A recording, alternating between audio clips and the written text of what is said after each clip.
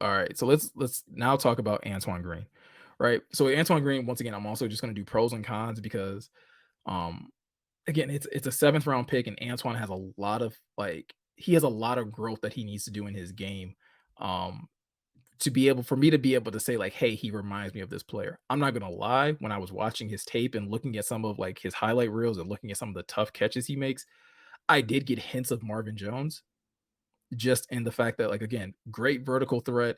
Um, really like fights for the ball when it's in the air and a lot of situations I saw like when it's up there like it's his. Um again, big body kind of like Marvin. I think they're about the same height, 6'2". So those are things that you really like about Antoine. Antoine has the speed to be that vertical threat. So obviously we all know that we're going to be missing JMO for the first 6 weeks of the season. Antoine's somebody that you can kind of run on those type of go routes, these deep posts, and you would probably feel really confident that like, hey, not only can he get open, but like even if it's a contested catch, he's going to fight for the ball, and that's something that you love um, in a receiver, and you love in a deep threat. Is like, hey, it's not just like when the ball's in the air, it's mine. He kind of seems to have that mentality when you watch him play. He also has like just again like naturally strong hands. Again, like he didn't get um I'll talk about it in the cons. I'll bring this back up in the cons, but like he doesn't get a lot of opportunities in like these shorter, routes, short mid-range routes. But when he did, like again, whether it's contested or just again, just showing strong hands and the ability to catch it, come down with it in a number of really difficult situations.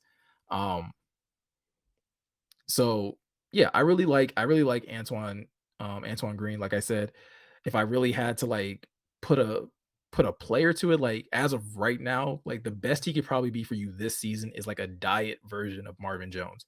I think he could do a lot of the same things that you would probably ask Marvin to do this year. Um, but there's a lot of development that he kind of needs to go through to be like a true contributor to this wide receiver room.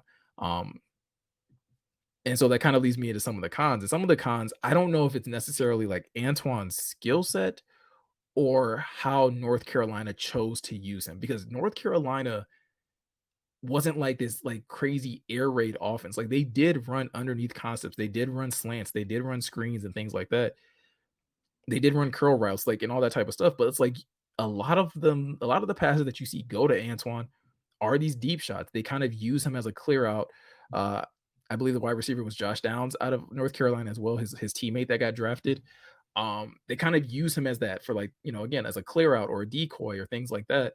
Um, so for me, like a con is that like I start to kind of question when you're not utilized in all aspects of the passing game. I question whether that's just purely like a scheme thing or if it's schemed that way because you have limitations in your route running. Um, and I think that's something that, like, regardless of what it is, Antoine's going to have to be able to prove that to this coaching staff that, like, hey, I can do more than run a go route. I can do more than run a fade. I can do more than run a deep post or a deep comeback. I can run slants. I can run, well, he can run a curl route. I did see him do that plenty of times, but like, hey, I can take a screen. I can do this and that. Um, we talked about this. Tony, you kind of mentioned it in your comment when you were like, "Hey, the offensive line has a nasty mentality. They're not going to take anybody that isn't going to have that mentality." Well, the wide receivers are going to have to do the same thing with Antoine Green because Antoine Green can get a little lazy in his blocking. And if you're a Lions fan, if you've watched any Lions football, you know like that's a staple of Dan Campbell and this coaching staff is that like, and Coach Randall L is that like, hey, wide receivers we block. If it's a screen pass, if it's a running play, if just because you don't have the ball, you should still be blocking somebody. So I think Antoine's going to get that like he's going to learn that lesson very early from guys like Saint and from guys like Josh Reynolds, because they go out there and block, and he'll learn it from Marvin because again, Marvin's a veteran. He understands that like, hey, you play at to the end of the whistle, and so you see that show up in tape in North Carolina, where again a run's maybe not coming towards him or he's not necessarily like involved in the running play. So like he kind of just runs a route as a decoy, but he's not looking to, come back and block a corner or try to come in and block a linebacker to help his running back get those additional yards. Um, so it's definitely a mentality. I think it's something that he will learn early on because again, uh for Detroit, it's not an option. Blocking as a wide receiver is not an option whatsoever. Um, Jordy, I agree with you. Not blocking equals not getting on the field. He's gonna have to learn quick. Exactly. If he wants to get on the field, if he wants to play, you're gonna have to go out there and block.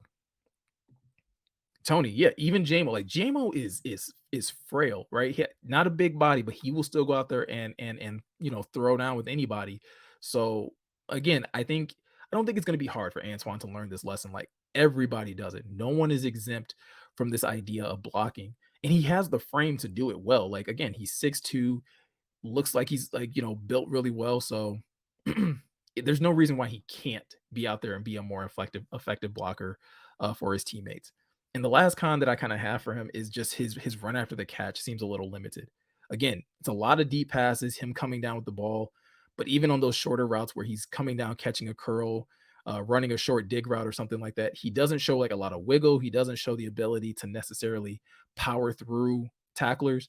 And I'm not saying that you need that, but like it would be nice, right? Because we know how this offense, functions where, they run the ball, they go play action, and obviously they're going to look for their deep shots. But if you can operate over the middle as well, right? If you can catch a post route and not just outrun a safety or a corner, but actually like beat them one on one, you're you become more valuable to your team. So that is something that like again, he can work on, he can develop. I don't know if he'll ever become elite at it, but he can definitely become better at it. And I think some of it is also just, um, again, opportunities. I don't think he's gotten enough opportunities at North Carolina to maybe showcase that or to develop that. But I think it's something that the Lions will focus on for him to help him be successful if he wants to be that. If he wants to kind of, if he has that dog mentality, which I believe he does, because like I said, you watch him with any jump ball, he has that like it's mine mentality.